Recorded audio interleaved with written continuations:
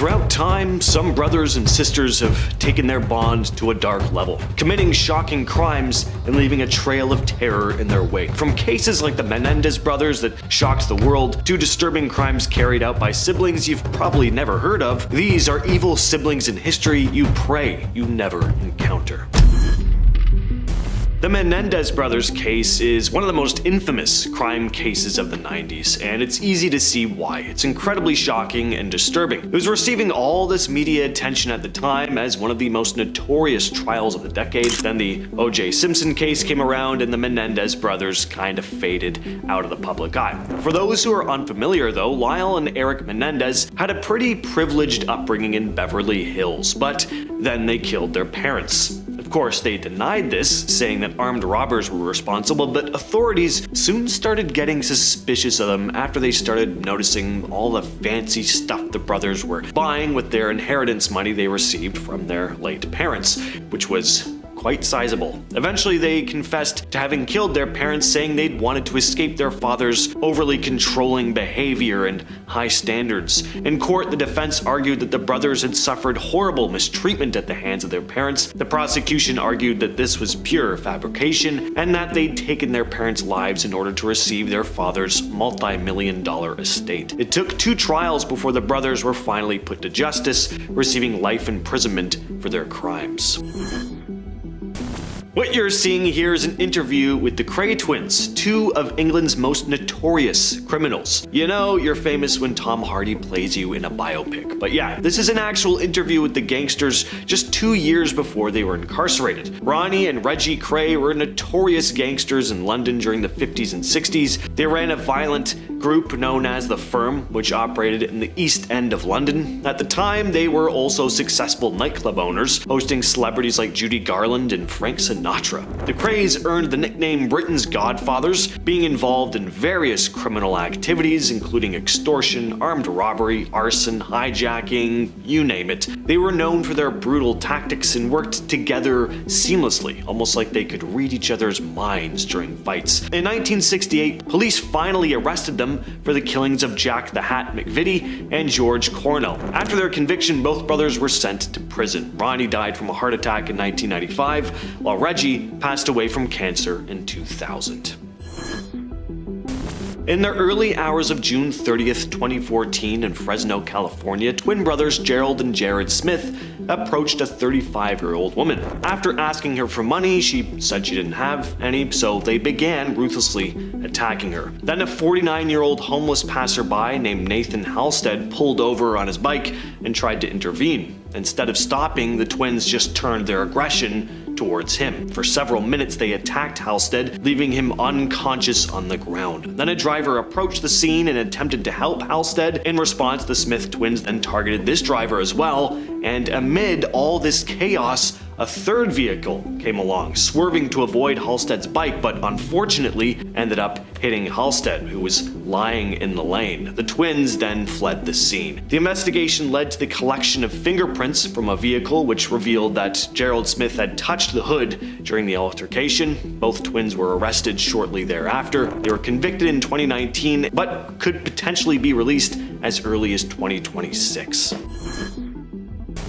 On April 1st of 1990, the quiet town of South Dakota was shaken when an 85-year-old Walter Gibbs was found dead in his home. Now, at first it was thought he died of natural causes, but about a year later, authorities received a tip that turned the case on its head. Darlene Phillips, a 46-year-old woman serving time in prison, was reportedly bragging about having killed Gibbs, and this was not out of the realm of possibility. Darlene had a history with Gibbs. They'd been married and divorced twice, and just months before his death, she'd tried to set his house on fire, so it wasn't like she was just bragging for the sake of it. Police would exhume Gibbs' body, and on closer inspection it looked like he had been killed. But Darlene's then husband, Jerome Phillips, eventually confessed to the crime. He said that he smothered Gibbs with a pillow while Darlene held down his legs, all while Darlene's twin sister, Dolores Christensen, was hanging out in the next room, knowing full well what was going on. And why was she cool with it? Well, it turned out Dolores was the beneficiary of Gibbs' will. Both sisters had actually been married to Gibbs at one point or another and had divorced him more than once, which is really weird. Imagine divorcing someone and then marrying an identical version of them. I mean, wouldn't you just want something new? And then doing it like twice over too. Very bizarre case. Anyway. On September 29th of 2001 in Penrose, Colorado, 24-year-old Joel Stovall was arrested for killing his neighbor's dog. Sheriff's Deputy Jason Schwartz responded to the call and placed Joel in the back of his police car. Joel's twin brother, Michael, was also arrested after making threats. Unfortunately, Michael had not been properly searched before being placed in the cruiser, and as they drove toward the police station, Michael freed himself with a pair of handcuff keys that he'd hidden in his pocket, pulled out a firearm, and shot at Deputy Schwartz. The twins fled to a nearby town where they had a rented trailer loaded with weapons and ammo. 2 police officers arrived at the trailer, and then the twins started opening fire on the officers. One officer was left paralyzed after the confrontation. The brothers then stole a truck and led police on this high-speed chase. They kept firing at the pursuing officers while throwing stuff out of the back of the truck to slow them down. Eventually, the Stovall brothers ran over road spikes and encountered a police roadblock, but that still wasn't enough to stop them. They managed to escape into the nearby mountains. A massive manhunt was launched, but one day later the twins ended up turning themselves in. 1 police officer was dead now, 18 others were injured. They were sentenced to life in prison without the possibility of parole. Number 10. The Stanford Prison Experiment. We're starting with one of the more arguably famous examples on the list, though the references to it as a successful experiment might be pushing it. In the summer of 1971, a professor of psychology by the name of Philip Zimbardo would lead a study at Stanford University. The idea was to create a prison environment in which participants would be placed in different roles as either prisoners or guards. Paid $15 an hour, which is roughly equivalent to 110 United States dollars today, participants were set to live within this brutal environment for a period of 2 weeks. But the experiment ended up only lasting 5. You'll see why soon. The idea was that the experiment would allow professors to study the difference in the balance of power within prisons, as well as learn about antisocial behavior, a note which even led the US Navy to fund the experiment. Over the course of 5 days, prisoners were tortured by the guards, each guard becoming drastically more cruel and vile to their charges. They were psychologically manipulated and abused, given arbitrary tasks and regulations which included management of when they could use the bathroom and where. Humiliation was regular, and by the 3rd day, several prisoners underwent a few breakdowns and were released. On the 5th day of the experiment, Professor Christina Maslach would visit the experiment and immediately demand it cease. The next day, Zimbardo did halt the experiment and offered to pay all participants their full wages. It would later be revealed that the guards only acted in the ways they did under Zimbardo's instruction, which led to the impossibility of the experiment's reproduction and an immediate nationwide review of the ethics in experimentation. Number 9.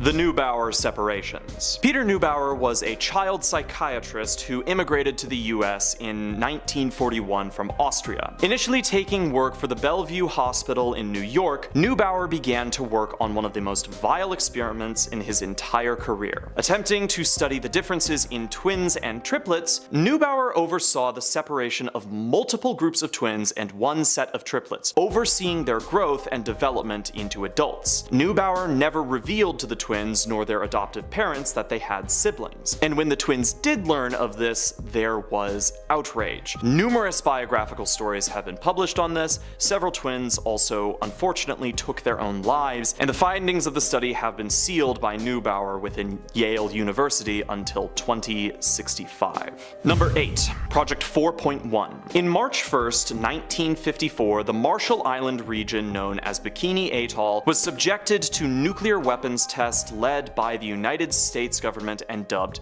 Castle Bravo. As a result, fallout was carried eastwards, contaminating 23 members of a Japanese fishing vessel and the entire populations of the Rongelap and Utrik atolls. Instead of taking responsibility, the government organized Project 4.1 with the intent of studying the Marshallese victims. Ultimately, 239 Marshallese people were exposed, as well as 28 Americans who were stationed on one of the atolls. Effects included loss of hair, hair, skin damage, lesions, and extreme development of cancer, as well as miscarriages and stillbirths. The US government has never attempted to give compensation for these actions. Number 7. Burke and Hare. 19th and 20th century medical history has had a long and troubled history. As scientists have attempted to better understand the human body, a number of them have taken extreme measures to obtain subjects. One of the more notorious of these involved William Burke and William Hare, two men working out of Edinburgh, Scotland. During a decline in legally supplied cadavers, Hare was lodging a friend who suddenly passed away. Turning to his friend Burke, the two decided to sell the corpse to Robert Knox. As more people lodged at the Hare's house, the two men took the life of a sick woman and sold the body to Knox.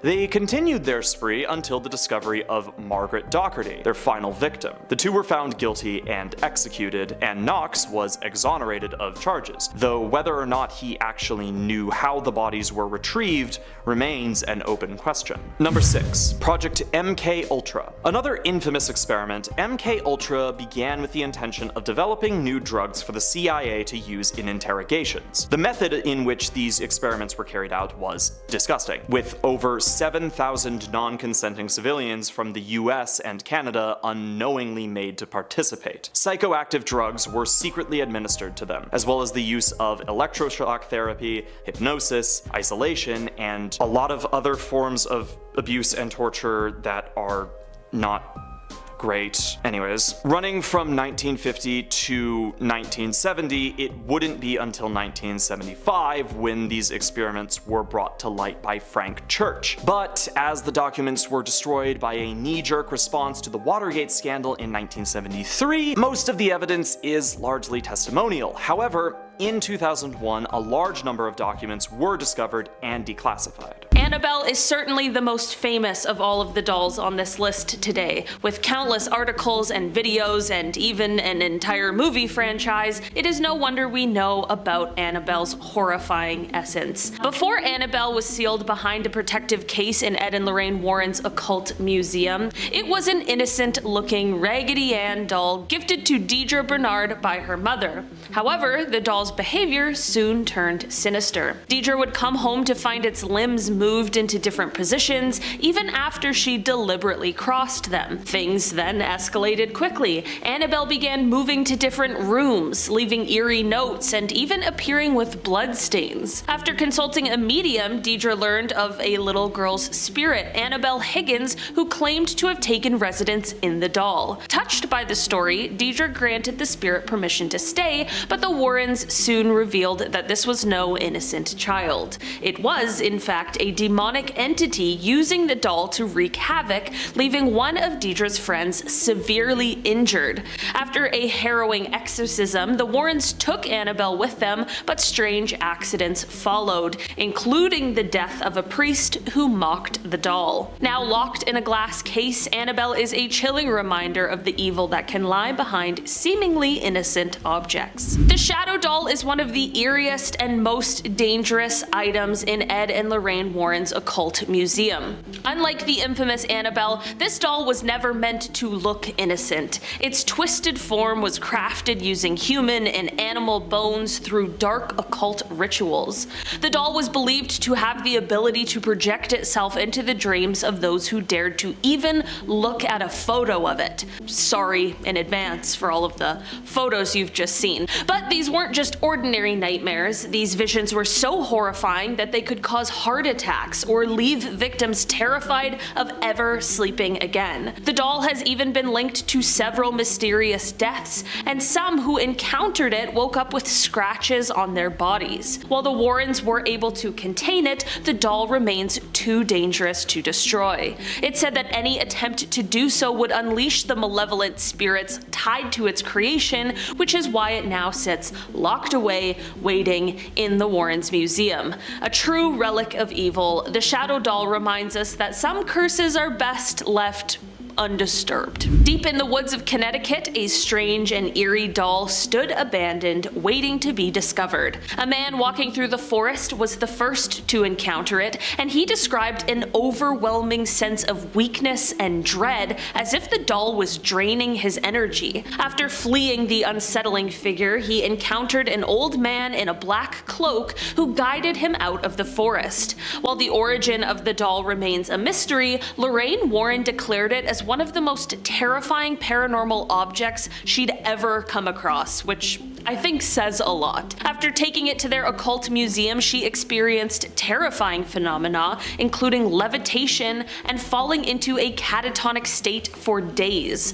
The doll, with its lean, horned figure, may not look terrifying at a first glance, but its connection to dark rituals make it a powerful and dangerous artifact. Starting off this list in our number 10 spot, we have the Lesser Key of Solomon. This is a grimoire that is said to be cursed. It is said to contain spells that are used for summoning over 72 different demons, and just to add a little air of mystery, no one is exactly sure who wrote it. This is because the book is made up of a few different texts that have been compiled from somewhere around the 17th century. This book is said to be so cursed that even just having a copy of it will cause the owner to either experience constant bad luck or have the worst luck of all with passing away. People have shared their terrifying stories with the book, and they include the book's pages turning on their own, and another person shared that the book violently flew itself across the room at them. How terrifying would that be? While we aren't sure who wrote it, there are rumors or stories that suggest it might have been King Solomon. It is said that perhaps he wrote it for his son and then asked him to bury it with him in his grave. When being prepared for burial, a group of Babylonian philosophers found the book, and this is when they were visited by an angel who told them to hide the book from the unworthy. They then placed a spell on the book which was meant to keep it from getting into the wrong hands, and that is said to be how the book got its curse. In our number 9 spot today, we have the Untitled Grimoires.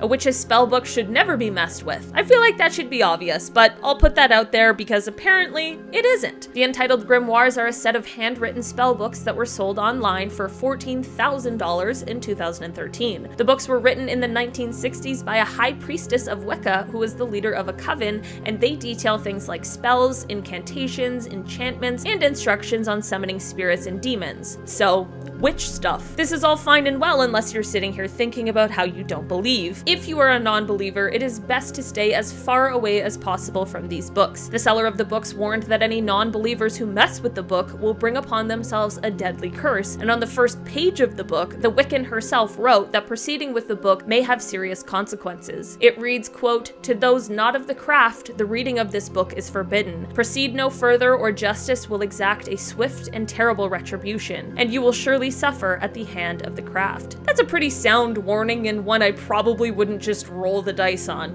You know, just to be safe. In our number 8 spot today, we have The Sorrows of Young Werther. We've got a lot of books on this list that are said to contain magic and spells, and this one is a little different from the others on this list because it doesn't. This is a book that came out in 1774, and it is said to have had a large and negative impact on its readers since its release. Apparently, after this book came out, a huge wave of its readers ended up taking their own lives because of this strange and dark influence it had on those who read it. Young men would start trying to emulate the main character of the book by dressing like him, acting like him, that sort of thing, before following his horrifying actions in the book. This actually led to the book being banned in some countries, and for the most part, I'm pretty opposed to the banning of books, but I feel like this is one I can probably get behind. It is believed that even people who were in a completely fine headspace prior to reading the book would still be tempted to follow the dark path after reading it, which is exactly what has led people to believe that this book is cursed. In our number 7 spot today, we have The Picatrix. This is a grimoire that is said to contain a large amount of magic that is presumed to be from the 11th century. This text has long been considered pretty obscene because of the graphic content that exists within it. The pages contain some scholarly work with philosophy, astrology, and even some medieval science, which is actually pretty cool. But then there are things like recipes for concoctions that involve mixing human and animal blood, brains, urine, and other bodily fluids in with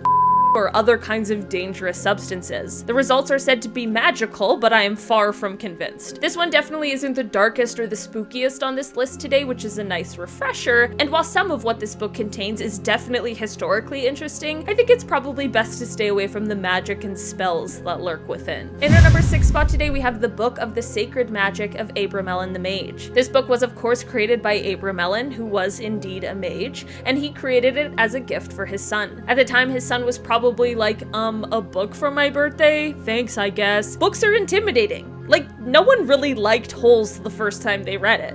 Actually, that's a lie. That's still one of the best books I've ever read. But I bet his son was like Harry Potter with a Half-Blood Prince potions textbook, you know? At first you don't really know what to make of it, but that stuff comes in handy later. Anyway, in the early 1900s, this book was translated into English, and that is when the rumors of the book being cursed began to spread. I mean, this book contained spells, but it also contained curses, so I feel like that rumor likely makes a lot of sense. It is said that this rumor has to do with Abramelin's belief that everyone has their own personal demon. I'm just hoping that mine is cool and nice. The good thing about this book, however, is that it holds instructions on how to get your demon under control through rituals and supernatural situations, but then the kicker with this is that it is always exceptionally risky to reach out to the spirit world, so maybe that's why everyone was feeling like this book is cursed. It's looking like unless you absolutely know what you're doing, the contents of this book just might be too powerful. Those who have had bad experiences with the book explained either bad luck or hauntings from the spirit world are what await for those who dare to read it. So this first clip is just downright terrifying, even putting aside validity. If it's fake,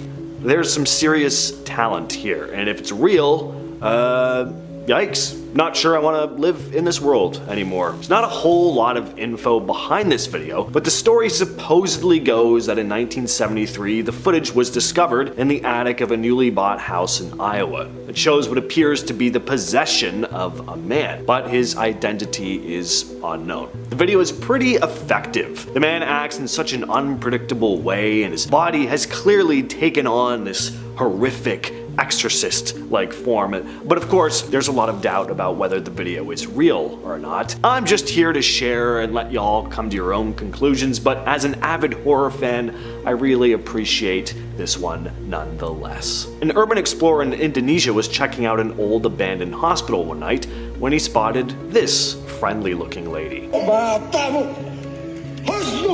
I'd have been out of there well before the neck-bending part even happened. Just F that. What is it about someone just sitting alone with their back to you in the dark that's so freaking disturbing? I guess it's just that primal part of our brains sending us alarm bells because we can't see the person's face. Therefore, we can't get a clear sense of their intentions. And of course, someone just chilling alone in a pitch black room doing anything but sleeping or meditating raises some red flags as well. Even before he spots the woman, he hears her making some odd noises. Take a look here. Would you have stuck around to see who was making the noise? Would you have been out of there? Or would you never have been walking through an abandoned hospital alone at night in the first place? Let me know down in the comments. Now, just what exactly is happening to this woman's face? The woman in the clip is Debbie Berman, a ghost hunter who, along with her colleagues, were carrying out an investigation in one of Britain's most haunted houses, known as The Cage, in St. Osyth Village in Essex. The Cage is a historic building. It was once used as a prison for women accused of witchcraft in the Elizabethan era. 8 women died there. The investigators decided to spend a cold December night in the former witch jail, and while they were in the reportedly most haunted room in the house, the master bedroom, at about 3 a.m., they captured the footage you just saw. She was unrecognizable. What I saw shook me to my core, said Brad Mack, the head investigator. Now, after the incident, Debbie started complaining that her back felt like it was burning. And to the rest of the team's horror, she pulled up her jacket, revealing 4 long scratches on her back. This has become a pretty famous clip, and it's easy to see why. That face, it's freaky. That grin, the whited out eyes, the dark around them. And the thing is, the rest of the people around here looked relatively normal, so this is an interesting one.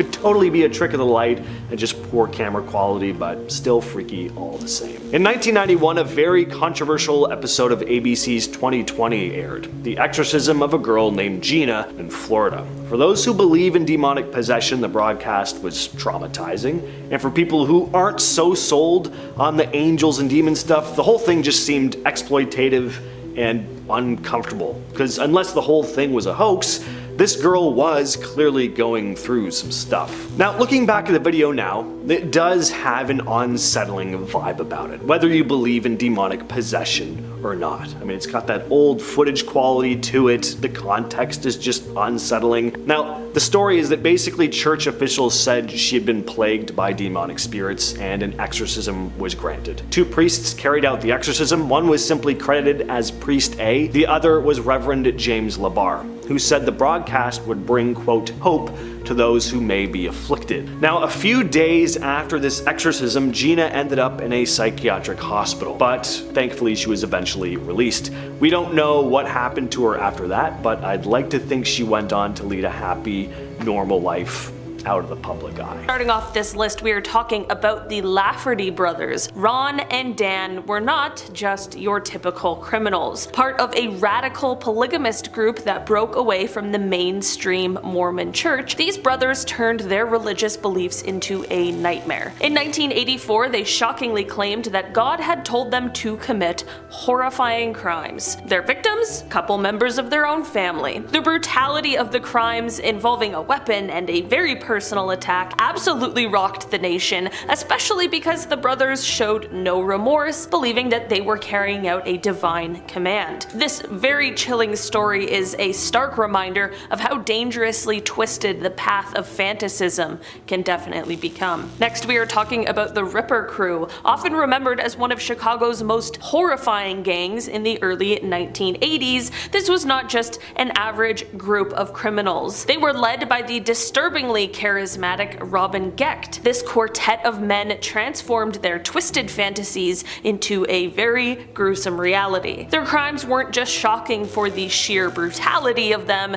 they involved some horrific details that ended in the deaths of at least 18 women. But of course, it didn't stop there. The Ripper Crew elevated their wickedness to another level with human consumption and very bizarre ritualistic practices, including amputations performed to satisfy Gecht's grotesque obsessions. Their rituals, believed to involve eating parts of their victims as a way to gain power, still send shivers down the spine of those who remember the case. Just horrific. There's really no other word for it other than just absolutely horrific. Next up, we are talking about the Papen Sisters. The Papen Sisters, Christine and Leah, were the centerpiece of one of France's most chilling cases. Back in 1933, these 2 seemingly quiet live-in maids snapped in a spectacularly horrific way. They brutally took the life of their employer's wife and daughter in France. The details were gruesome. The victims' eyes were gouged out, and the attacks were so violent that even the police couldn't believe what they were seeing. This wasn't just a simple crime of rage. The sisters worked in tandem,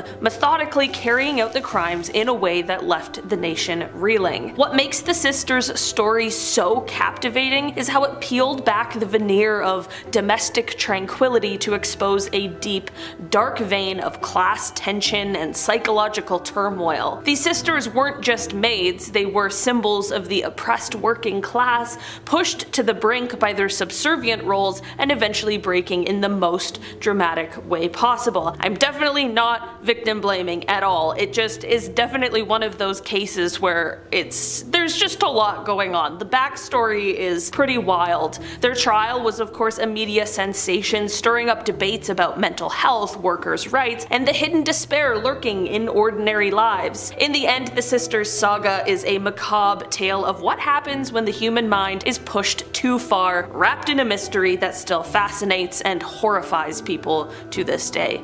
And I'm sure for as long as we remember the story, it will always be absolutely horrifying. Next, we are talking about the Bry Brothers, Linwood, James, and Anthony, who all turned 1979 Richmond, Virginia into their personal hunting ground in a chilling spree that lasted over 7 months. These brothers weren't picky, they engaged in random acts of violence, home invasions, and cold-blooded crimes, racking up at least 11 victims. Their reign of terror included not just killing, but also tormenting their victims and stealing anything that they could get their hands on. Just imagine the fear that gripped Richmond as these brothers moved from one crime to the next, seemingly always one step ahead of the law. The manhunt to catch them was one of Virginia's most intense and nerve-wracking, with the whole community holding its breath until they were thankfully finally brought to justice. Next, we're talking about the Bloody Benders, who were like the horror movie family you hope to never meet. Operating in Kansas during the 1870s,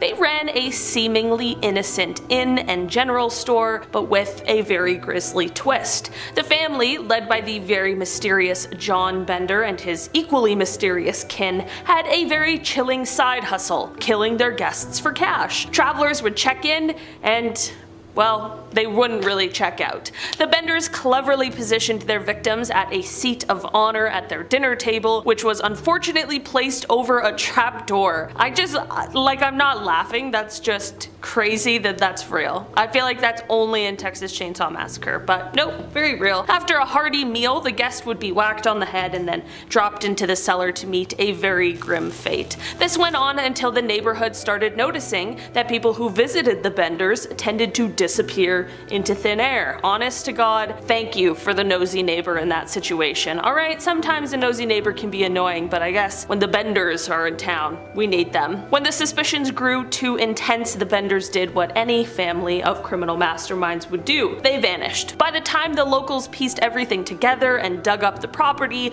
the Benders were long gone, leaving behind a legacy that turned their homestead into an infamous chapter of Wild West lore. Yeah, they just vanished.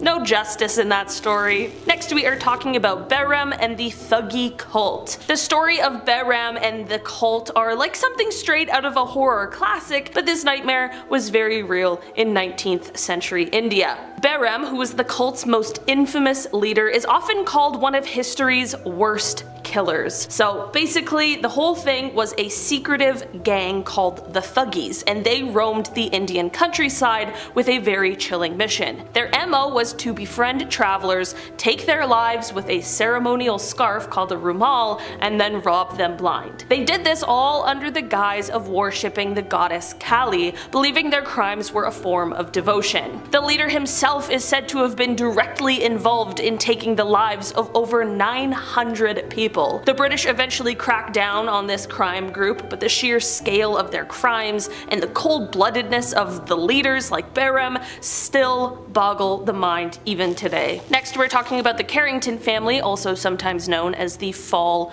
River Cult. In the late 1970s, the quiet town of Fall River, Massachusetts became the backdrop for a horrifying series of events. Carl Drew and Robin Murphy, two seemingly ordinary individuals, actually led a satanic cult that included members of the Carrington family. This dark and twisted group was involved in the brutal, ritualistic killings of 3 women, shocking everyone with the level of violence and the satanic practices involved. The crimes were not just gruesome, they were carried out with a ceremonial cruelty that suggested that they were more than mere killings. They were actually rituals meant to honor some nefarious unseen force. As the cult continued their sinister activities, the local community lived in fear, and the mysterious aura surrounding the Carrington family grew. Details emerged of rituals, sacrifices, and an unsettling belief in dark powers, painting a picture of a family caught in the grip of something truly evil. This saga of brutality, mysticism, and mayhem left an indelible mark on Fall River, turning the Carrington family into a name synonymous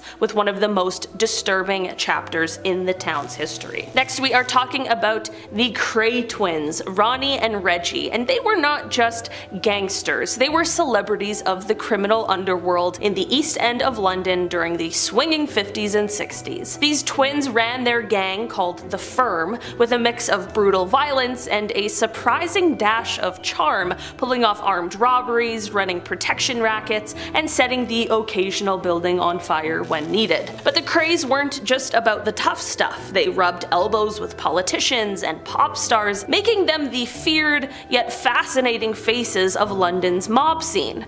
Their story is an absolute wild ride, complete with evil crimes, glamorous parties, and a dramatic downfall that turned them into legends. Everyone knew that crossing the Crays was a one-way ticket to trouble, but it is said that their charisma made them oddly magnetic figures in London's tumultuous underbelly. Next, we are talking about the Bourgeois Family. This family is like the original Game of Thrones cast, full of plots, poison, and power grabs. During the Renaissance, they were like the Kardashians of their day, but way more dangerous. Rodrigo Bourgeois, who wormed his way into becoming Pope Alexander VI, was the family's superstar. Under his rule, the Vatican was less about piety and more about power plays and partying. His son Caesar was the real-life version of Machiavelli's prince, ruthless, cunning, and a master manipulator who inspired fear and respect. And then there's Lucretia, often painted as the femme fatale of the family,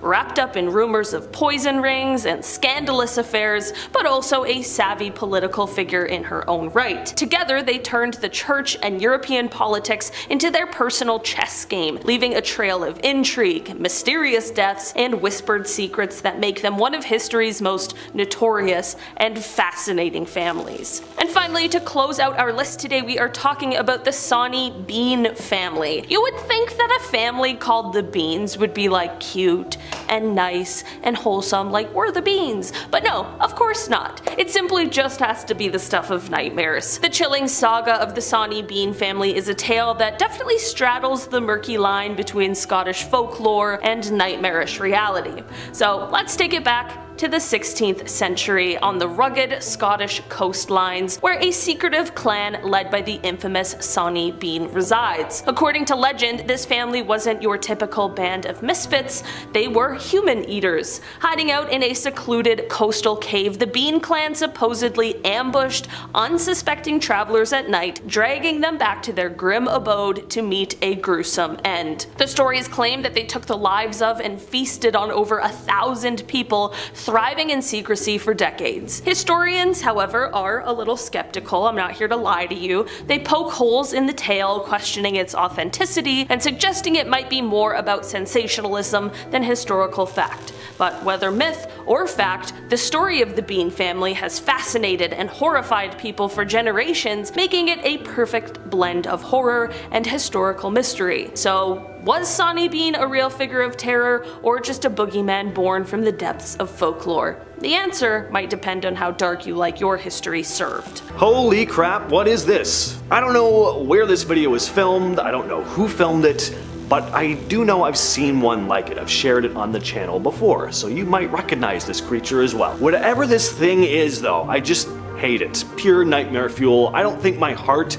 could handle it if I was roaming around at night and saw that peeking out at me from around a corner. Like, why is it chomping like that? Was it a piranha? It's like if you gave a demonic entity some like super sketchy pills. The Serbian dancing lady. So rather than just one video, this is something of a phenomenon. So there are tons of videos that have been shown online of Serbian dancing lady sightings, some of which are laughably bad, while others make the hair on the back of your neck stand up. The Serbian dancing lady has become something of an urban legend in Serbia. You're walking alone late at night on an empty street when suddenly you see something completely out of place. It's a woman dancing, but she's all alone. Who is she? Why is she doing this? There's not even any music playing. Just a dark, quiet night. As you continue to stare in bewilderment and confusion, you start to get this deeply uneasy feeling in the pit of your stomach. Maybe you found this odd sight a little amusing at first, but as she continues this rhythmic hopping, you just know something's wrong. But just when you're about to turn and leave, she stops. She knows you're there. But it's not embarrassment she's feeling. She wanted you to see her. Suddenly, she turns her head, revealing her ghoulish, inhuman face before pulling out a blade, and before you have time to think, she's rushing towards you. The first Serbian dancing lady sighting happened in September of 2019, outside a hospital in Zvezdara. Not only had she been dancing alone, she'd also been threatening people with a blade. She was captured on camera and the video went viral on TikTok, spawning a whole bunch of copycat videos. But the original wasn't a hoax. Police did search for the woman, but she was never found, and thus a new urban legend was born. This video claims to be a real piece of demonic possession footage. We hear a man off camera conducting an exorcism on a woman named Maria, as the person behind the camera films her saying some absolutely wild stuff and making even wilder facial expressions. Some of it's pretty freaky, other parts are actually kinda hilarious. Take a look. This part, kinda freaky. This part, kinda hilarious. Constipated, just sprinkle some fiber in that holy water. We'll get better results. She also kind of looks like she's possessed by maybe like a pirate, like kind of like that kind of face. This next clip supposedly shows two men attempting to exorcise a jinn out of a girl's body. Don't know if you caught it that first time, but watch the way like her eyes roll into the back of her head before she, I don't know what you'd call that, like a hiss? Or it's pretty freaky. Now, if you're not familiar with the word jinn, jinns are supernatural beings from ancient Middle Eastern beliefs. They're believed to be spirits that can actually be good or evil. And in many stories, jinns have magical powers and can shapeshift or grant wishes. They're mentioned in various religious texts, including the Quran. Some people think jinns are similar to ghosts or demons, but they are their own distinct type of spirit. They're often said to also be the ones responsible for sitting on your chest in the middle of the night, a sleep paralysis demon, essentially. This is a clip taken from an interview that was part of one of the most famous paranormal investigations in history, the Enfield poltergeist case, which was the inspiration for the 2016 movie The Conjuring 2. In 1978, a documentary was filmed for the BBC by reporter Rosalind Morris, who visited this family on multiple occasions. The following is a short piece of an interview with Janet Hodgson, who was supposedly possessed by an entity that she referred to as Bill. No. Who's there?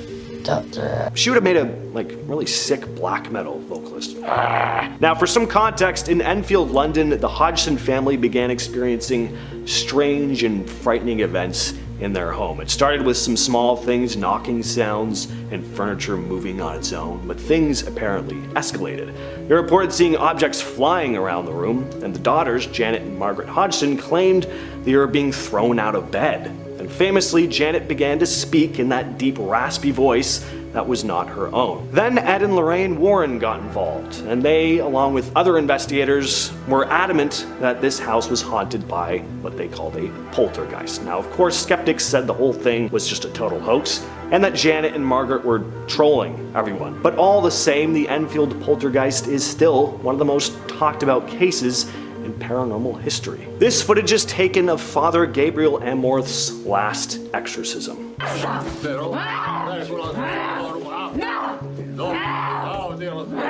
If you don't know who Gabriel Amorth is, then you just don't know your exorcisms, and you gotta get more up to date on that if you want to be in the scene. Gabriel Amorth is the arena rock star of exorcisms, in that he's done a lot of them, and he's rather famous for it. Now, while the validity of this clip is dubious, I think it is worth talking about this guy's career. He claims to have performed a mind-blowing 60,000 exorcisms during his career, but he didn't just do it alone. He joined forces with 5 other priests, and together they formed the International Association of Exorcists in 1994. They were a full-on ghoul-hunting crew. Amorth was so dedicated to his job that he'd reportedly knock out around 5 exorcisms before even having lunch. But all the street-level demons he exorcised were nothing compared to one he faced off against in 1997. Father Amorth came face to face with the big boss himself, Satan. Yes, the devil himself made a cameo during one of his exorcisms. According to the story, Satan decided to pop out of a possessed Italian man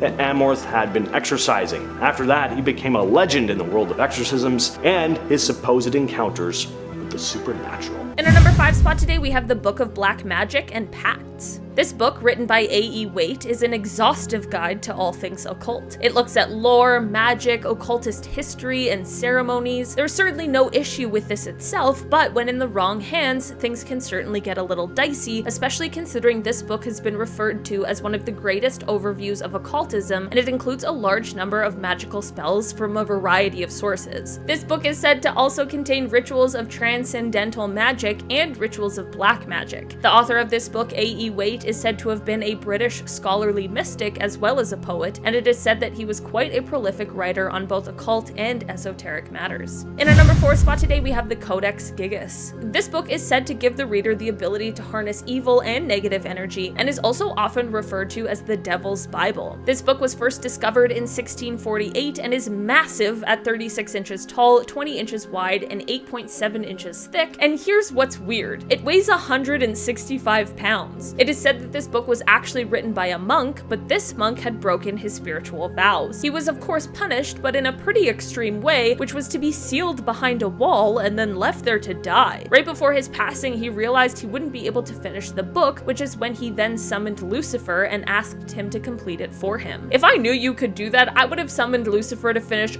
all my book reports in school. I guess I probably wouldn't have been cool with the whole selling your soul thing though. It is said that this book is filled with dark rituals, instructions on how to perform exorcisms, as well as a bunch of creepy drawings of the devil and other demons. Right now it is said that this book has 310 pages, but that it once used to have 320. The 10 pages that were ripped out were said to contain instructions on how someone could summon the devil, so hopefully whoever had those 10 pages destroyed them right away. In our number 3 spot today, we have the Grand Grimoire. This book is often referred to as the book with incredible power and has been called one of the darkest books in the world. While the author of this book is still unknown, the contents of it are things like black magic and dark, spooky secrets. It is believed that the book was written sometime around 1521, and it is split into 2 books. Book 1 details instructions on how to summon a demon and how to get the demon to do your bidding. The second book is split into 2 parts, and it details how to make a pact with a demon and how to command the spirit, but with less tools, which means it is significantly riskier than the instructions in the first book. Apparently in the book it even details how someone can call upon Lucifer or the devil, so I guess who needs those 10 missing pages in the Codex Gigas? Just go out and get the Grand Grimoire and you're right back in the devil summoning game, no worries. The book describes a few different demons, and it also gives spells that one can do for things like winning the lottery, love spells, becoming invisible, you know, magic stuff. While those spells certainly sound nice, magic like that always comes at a cost. People fear the Grand Grimoire because they worry that if anyone reads it fully, then the devil will enslave their soul. No thank you. In our number 2 spot today, we have the Book of SOA. Anything that is referred to as the Book of Death is definitely one I'll most likely spend some time trying to stay away from. I don't know, maybe it's just me, but that is the least inviting thing I've ever heard in my life. If you don't agree with me on that sentiment, however, the tough thing with this one is that nobody knows exactly what language it is written in. The beginning part of the book definitely contains some spells and incantations. The ending of the book really is where the most mystery lies, and trying to decipher it is no easy task. It is said that a scholar named John Dee once attempted to decode the secret book, and it was so difficult that he needed to call on the angel Uriel for help. Even the angel didn't have the answers and instructed John to call on the archangel Michael, who would be the only one who was able to interpret the text. Here's where this mystery book gets more mysterious though. After John Dee passed away in 1608, the book basically just vanished and no one knew where it went, but then, like magic, it just reappears in the 19th century. Despite this extremely interesting story and how it kind of draws you in like you wish you could crack the code that this book holds, it's best to stay away from because it is said whoever is able to decipher the ending of this book will inevitably die 2.5 years later, so is it really worth it? You don't even get a cool phone call to give you a heads up either. No girl coming out of the well, you just get me telling you on the internet, This is the worst sequel to The Ring ever. In our number 1 spot today, we have the Munich Manual. Also referred to as the Necromancer's Manual, this grimoire comes to us from the 15th century and is a text that is largely focused on demonology and necromancy. A lot of grimoires have both good and dark magic, but this is one that focuses solely on the dark black magic. There are 3 different sections to this one. The first section deals with illusionist magic and spells that trick people into seeing things that aren't there. The next is psychological magic, which is meant to use emotions, politics, and things like that in order to gain power over another individual. And if these two weren't scary enough, the third section is divinatory spells, which are meant to allow the reader to see into the past, present, or future. One of the most well-known parts of this book is the part that includes instructions on how to make the Mirror of Lilith, which is for the purpose of divination we just talked about. Known as voodoo dolls or witch dolls, these two eerie figures were feared for their ability to attack the weakest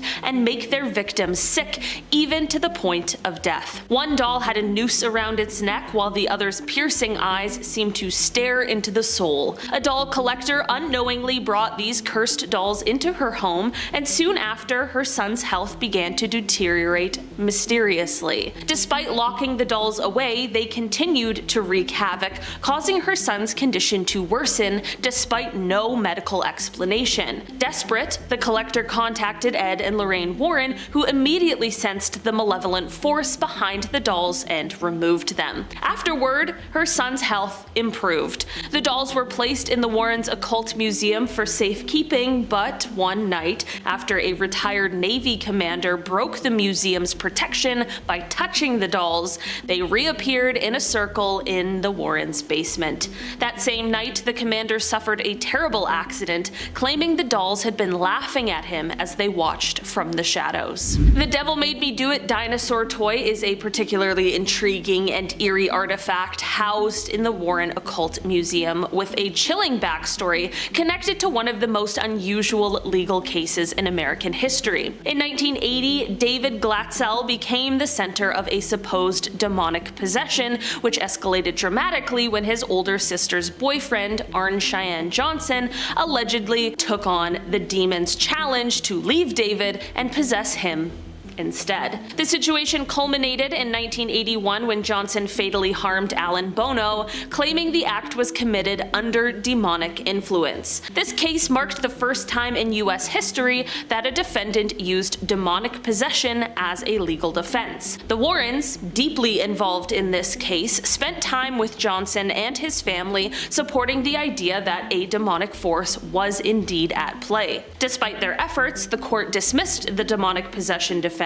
which fair enough, and it led to Johnson's conviction and a 5-year prison sentence, which is also kind of crazy when you consider the fact that he killed somebody. The trial and its supernatural claims were later dramatized in the film The Conjuring, The Devil Made Me Do It. Why did I just explain all of this? Well, back to the cursed dinosaur toy. Among the strange occurrences reported during the possession was the bizarre behavior of David Glatzel's dinosaur toy, which was said to have levitated and ominously warned the family, quote, "You're all gonna die." This unsettling toy, now on display in the museum, is kept in an open container surrounded by rosary beads and other protective items, reflecting the Warrens' belief in its connection to the dark forces involved in the case. Next up, meet Gertrude, one of the lesser known but equally sinister dolls in Ed and Lorraine Warren's haunted collection. Though she doesn't share the fame of Annabelle, Gertrude's dark history is no less terrifying. Sitting quietly in the museum, her innocent appearance hides the malevolent energy attached to her. According to those familiar with her story, Gertrude has a way of unsettling visitors. Cold chills, whispers in the air, and strange shadows have all been reported near her display. Some claim that her eyes seem to follow you as you move, while others have experienced nightmares after coming too close. Like many of the cursed objects the Warrens collected, Gertrude is kept under careful protection to prevent her sinister influence from escaping. Okay, I gotta be honest. This doll is not in the Warren Occult Museum, and as far as I can tell, it is not one that has even been investigated by the Warrens, but the photos of this thing have creeped me out ever since I first saw it, and I just had to talk about it on today's list. Mr. Fritz, a haunted ventriloquist doll, has found his final resting place in the private collection of alternative entertainer Michael Diamond. While not connected to Ed and Lorraine Warren, Mr. Fritz shares the same eerie reputation as some of the most infamous haunted objects. Discovered in an antique mall in Myrtle Beach, the doll's unsettling presence has haunted every owner since the end of World War II. Originally crafted by Private Billy Booth to entertain fellow Allied prisoners of war at the German camp Stalag 2B, Mr. Fritz was made from newspaper and potato starch, a testament to the resourcefulness of prisoners during those incredibly harsh times. Billy and Mr. Fritz raised the morale of their fellow captives, even amusing some of the guards, until Billy's tragic execution just weeks before the camp was liberated. After the war, Mr. Fritz made his way back to the US as a relic of Billy's legacy, but how he ended up in a US antique mall remains a mystery. Once brought to the UK by a World War II memorabilia dealer, strange occurrences began to follow. The doll's display case would mysteriously open, its eyes and mouth would shift positions, and eventually it was banished to a shed after frightening people with ghostly laughter. I think that's a fair place to draw the line. When Michael took ownership of the doll, these oddities continued, leading him to capture footage of Mr. Fritz's case opening on its own. Though his face is peeling and his body is little more than a mounted head, Mr. Fritz's influence is still very much alive. Now locked away in Diamond's freak room, alongside other bizarre artifacts, the doll's haunted reputation endures. The African fertility dolls, now housed in Ed and Lorraine Warren's Occult Museum, are shrouded in an unsettling history of black magic. These dolls were once in the possession of a powerful African witch doctor who, through dark rituals, imbued them with mystical energies. In certain regions of Africa, black magic is a deeply rooted practice, and one witch doctor was said to possess a collection of dolls with powerful energies through these rituals. These dolls, created with the intention to both harm and heal, were used by the witch doctor to manipulate the fates of individuals. According to legend, the dolls could bring about life or death, helping those who sought aid, or in more sinister cases, being used as tools of destruction. The dolls were believed to be able to curse their targets, leading to illness, suffering, and even death. While they were sometimes used for fertility rituals, bringing blessings of childbirth, they also carried a dark side, representing the dual nature of magic itself. Believing that the dolls were tied to black magic practices,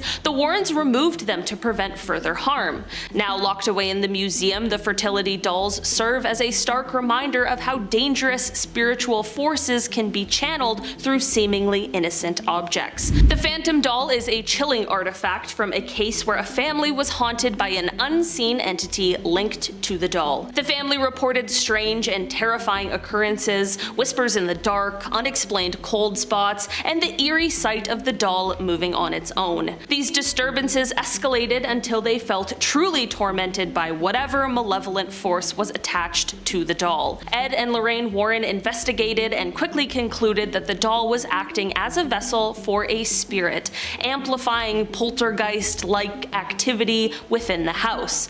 After removing the Phantom doll from the home and securing it in their occult museum, the haunting stopped immediately. Now part of their notorious collection, the doll serves as a reminder that even seemingly innocent toys can harbor dangerous, otherworldly energies. Safely locked away, the Phantom doll no longer terrorizes the family, but its presence in the museum still unsettles visitors who dare to get too close. While the Shadow doll is notorious for its eerie presence and ability to haunt people's dreams, there are reports of another lesser-known doll that accompanied it, often referred to as the companion. companion. This second doll, also linked to dark occult practices, was believed to enhance the already terrifying power of the shadow doll. Though not as widely recognized, the companion doll was said to be equally malevolent, causing not only nightmares but physical harm to those who encountered it. People claimed to wake up with unexplained scratches and bruises, as if the doll's dark energy manifested in more direct and violent ways. Together, the two dolls created a potent and dangerous combination, amplifying each other's cursed powers. While the shadow doll is the one most discussed, the existence of its sinister partner in the same case adds an even darker layer to the already frightening story. Number 5. The Monster Study. Another disgusting experiment. The Monster Study was headed by Wendell Johnson, a speech pathologist working out of the University of Iowa. Johnson's experiment was performed on 22 orphans with the goal of inducing stuttering within the subjects. Effectively, half of the orphans were given positive encouragement during their speech therapy, while the other half were mocked for their speech even if they didn't stutter to begin with. The staff would lie and pretend that the orphans were showing signs of potentially stuttering. The results? Well, it didn't induce stuttering as Johnson had hoped, and most of the subjects became withdrawn and extremely defensive. Who'da thunk it? Number 4. The Aversion Project. A program developed by Dr. Aubrey Levin in South Africa. The intent of this experiment was to attempt to cure soldiers of their homosexuality. I want to let that one sit for a little bit, let it simmer in your brain. As being gay was banned in the South African military, Levin was free to do as he pleased to his victims, which included chemical castration and compulsion electroshock therapy. There were a grand total of 900 victims of these experiments. Levin got 5 years in prison. I really don't want to talk about this anymore. Number 3. The Tuskegee Study. Conducted between 1932 and 1972, the Tuskegee Syphilis Study was a racially motivated experiment which used black people exclusively as subjects. Attempting to study syphilis and its effects, a total of 600 men were studied, with 399 being infected with the disease. These men were informed that the experiment would only take 6 months, treated with a number of toxic solutions including arsenic and mercury, and then were administered placebos. It was then extended to 40 years, with the victims never knowing that the disease was one they could spread. Not to mention that they never even knew why the experiment was being done in the first place. These men continued to be subjected to even more drugs and spinal taps, but hey, in 1947 they figured out that penicillin was actually a pretty solid drug that worked on syphilis. So anyways, they just kind of kept going until Peter Buxton blew the whistle on the operation. In the end, most of the subjects died as a result of the experiment, and several legal cases led to a number of settlements from the government, the most famous being Pollard versus the United States. Number 2. The Guatemala Syphilis Study. So nice, they did it twice. Wow, it's almost like there's a trend here or something. Perpetrated by John Charles Cutler, also worked on the Tuskegee Study.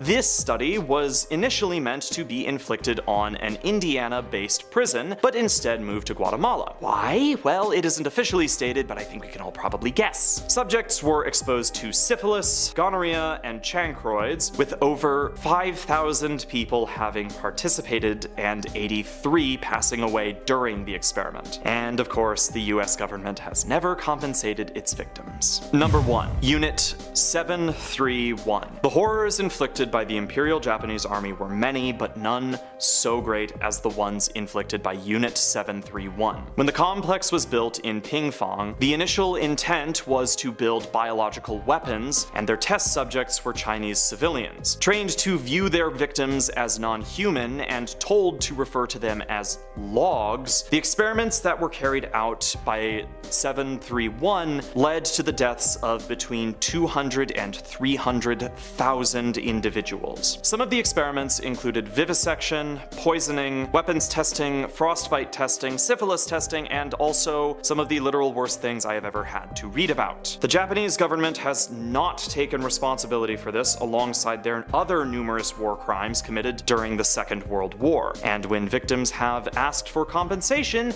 they have been refused on the grounds that their needs were met by international peace treaties.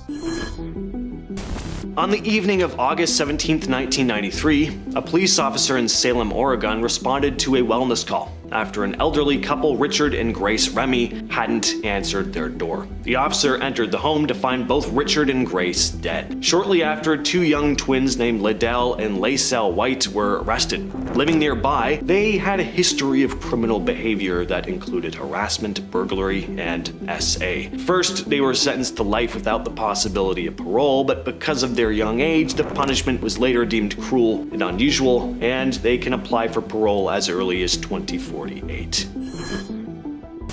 On May 22nd of 1998, a man named Jack Wilson returned to his home in Huntsville, Alabama to find an intruder waiting for him. The intruder brutally attacked him with a baseball bat before jabbing him with a blade. A week later, a carpenter named James White was arrested and charged in connection with Jack's death. Shortly after, both Jack's wife, Betty Wilson, and her twin sister, Peggy Lowe, were also arrested. As the investigation unfolded, the attacker, James White, confessed that he was having an affair with Peggy, who was already married. Although Peggy didn't want anything to happen to her husband, she did tell James that her sister Betty was married to Jack Wilson and had apparently wanted something bad to happen to him so that he'd be out of the way. According to White, he was hired to handle the problem that was Jack, and claimed he was promised $2,500 up front and an additional $2,500 after the act was carried out. Both Betty and White were convicted and received life sentences. Peggy maintained her innocence though, and argued that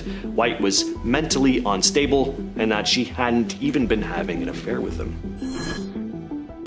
The Spahalski twins just could not stay out of trouble to save their lives. There's almost nothing these two didn't do. Stephen and Robert Spahalski grew up doing crimes together. By the time they were 18, they were doing armed robberies. One of these robberies went wrong, and Stephen ended up killing the store owner. He was sentenced to life in prison. But Robert's life didn't get any better now that he didn't have his partner in crime. In fact, it got way worse. He got into several illicit substances and started working in what's referred to as the oldest profession. Google that if you need to. Starting in 1973, he'd be in and out of prison for all sorts of things. And then starting in 1990, things got really bad. He killed a woman named Maureen Armstrong, a fellow worker of the night. A few months after that, he strangled his girlfriend. Then in 1991, he took the life of one of his male clients. It wasn't until 2005 that he'd kill again though, when he beat his girlfriend's neighbor to death after hallucinating that she'd turned into a demon. Obviously, he was not sober at the time. After sobering up though, he turned himself in, also confessing to the other killings years before. He received a 100-year prison sentence. The Carr brothers, Reginald and Jonathan, were responsible for a horrific crime spree in Wichita, Kansas in December of 2000. Over 6 days, they committed a series of violent acts that shocked the community. It all began on December 8th when they robbed a 23-year-old assistant baseball coach. This was just the start of the rampage though. 3 days later, on December 11th, the brothers escalated their crimes by fatally wounding a 55-year-old cellist during a carjacking. Their most disturbing act occurred on December 14th though, when they broke into a home where 5 young adults were gathered. After robbing the house of valuables, they subjected the victims to horrific torment. The brothers forced them to withdraw money from ATMs, draining their bank accounts, and after that, they took the lives of the 5 victims at a secluded soccer complex on the outskirts of Wichita. Amazingly though, one of these victims, Holly G., managed to survive and later identified the brothers. The Carrs had fired at the back of their victims' heads, but a plastic hair clip Holly had been wearing deflected the bullet, and she survived. The Carr brothers were caught and are now on death row at the El Dorado Correctional Facility.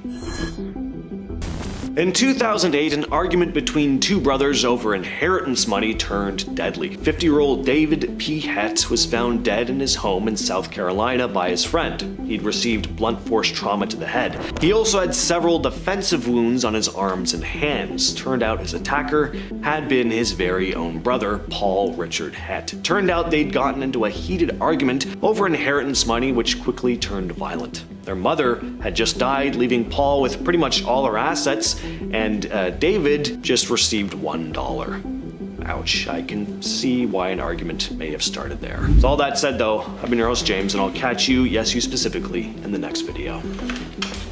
Want to see more videos like this one? Check out this video next. It's about mysterious alien evidence that needs to be investigated. These videos need to be seen to be believed. Click the video now to watch this video. What are you waiting for? Click the video now.